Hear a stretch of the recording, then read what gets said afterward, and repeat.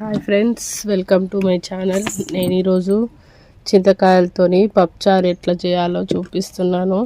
First అయితే చింతకాయలు కడుక్కొని ఉడకబెట్టుకోవాలి మంచిగా. కాయలు ఉడికినాయి పక్కన పెట్టుకున్నాం కదండి. ఇప్పుడు పప్పుచారుకి గిన్నె పెట్టుకోవాలి.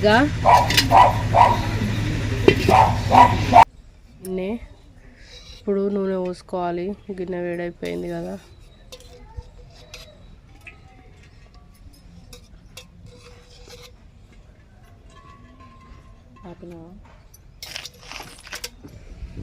ఆయిల్ హీట్ ఎక్కిందండి. ఇప్పుడు జీలకర్ర వేసుకోండి. కొంచెం జీలకర్ర చిటపటమనగానే ఆవాలు వేసుకోండి. కొన్ని మిరపగింజలు వేసుకుంటే టేస్ట్ బాగుంటుంది. కరకరలాడుతాయి. మంచి ఎర్రగా అయ్యేదాకా ఉంచాలి మిరపగింజల్ని. ఎండుమిరపకాయలు కూడా వేసుకోవాలి. తర్వాత పచ్చిమిర్చి వేసుకోవాలండి.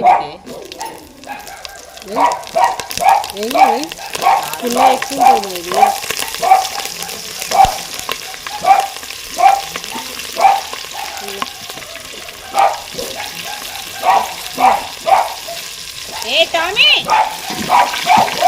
మరి ఆమె దొంగరాగలే దొరలాగలేదు పోటీ. తర్వాత ఎల్లిపాయలు వేసుకోవాలండి. తర్వాత ఉల్లిగడ్డలు వేసుకోవాలండి. కొంచెం దొడ్డుగా కోసుకోవాలి.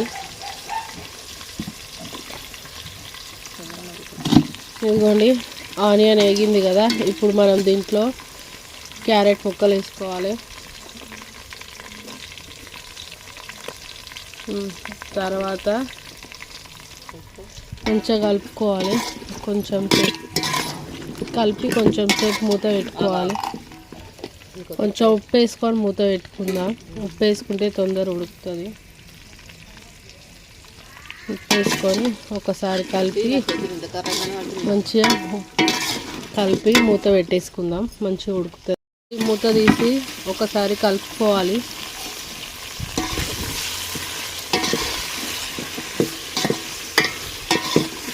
మళ్ళీ కొద్దిసేపు మూత పెట్టుకోవాలి. మధ్యలో ఒకసారి కలుపుకొని ఇట్లా చూడండి. ఇదిగోండి కలర్ మారిపోయినాయి చూస్తున్నారా. ఉడికితే ఇట్లా కలర్ మారిపోతాయి. లైట్ కలర్కి వచ్చింది వైట్ కలర్ నుంచి. ఇంకా కొంచెం ఉడికితే అయిపోతుంది. కొంచెం అంతా పసుపు వేసుకోవాలి. ఇప్పుడు ముక్కలు మంచిగా ఉడికిపోయినాయి కదా. పసుపు వేసుకొని కలుపుకోవాలి మంచిగా అంతా కలిసేటట్టుగా.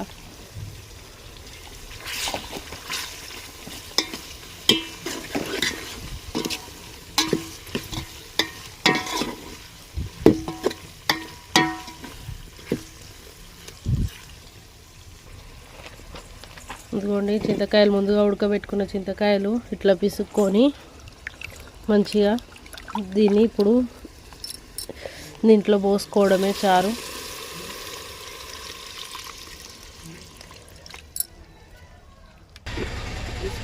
చూస్తున్నారు కదా, పోసుకున్నాం కదా.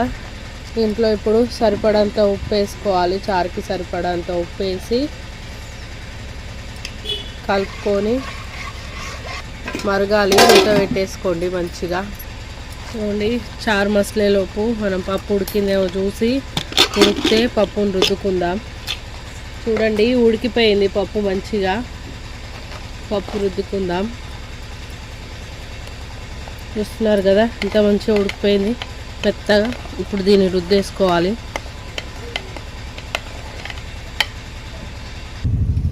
చూడండి పప్పుచారు ఎంత బాగా మరుగుతుంది.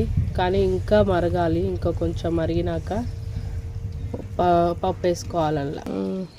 చూడండి ఉడికిపోయింది కదా, మంచిగా మసిలింది కదా. ఉడికిపోయిన పప్పు ఇప్పుడు దీంట్లో వేసుకోవాలి. మనం ముందుగా ఉడకబెట్టుకున్నాం కదా పప్పుని. ఇదిగోండి పప్పు అయితే పోసేసుకోవాలి. ఇప్పుడు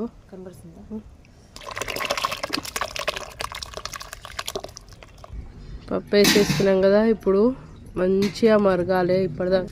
ఇప్పటిదాకా పులుసు ఎట్లా మరిగింది, ఇప్పుడు ఇది అట్లా మరగాలి. మళ్ళీ చూడండి మరుగుతుంది కదా, ఇంకా కొంచెం సేపు మరిగించుకోవాలి. ఇట్లనే ఇంత బాగా మరుగుతుంది చూడండి. పప్పుచారులో మీకు తెలియని సీక్రెట్ ఏంటో తెలుసా? పప్పుచారు ఎంత మరిగితే అంత కమ్మ ఉంటుంది.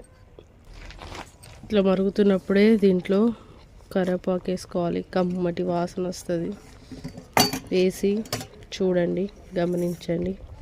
మీరు నాకు చెప్పండి, వేసి చూసి గమనించి. దీంట్లోనే ఇంకా కొత్తిమీర వేసుకోవాలి కొంచెం.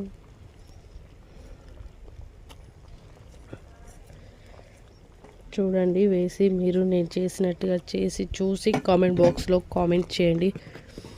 చాలా అంటే చాలా కమ్మగా ఉంటుంది. చింతకాయతో మీరు ఎప్పుడన్నా చేసుకున్నారా? ఎంత మరుగుతే అంత బాగుంటుంది. అందరూ అంటారు కదా, పల్సా చూడండి ఎంత చిక్కగా ఉందో. ఎంత మసులితే అంత కమ్మటి రుచి వస్తుంది. చూడండి, మంచిగా మసిలిపోయింది కదా, ఇక దింపేసుకోవడమే ఇప్పుడు. ఇక చూడండి, మంచిగా మరిగింది కదా.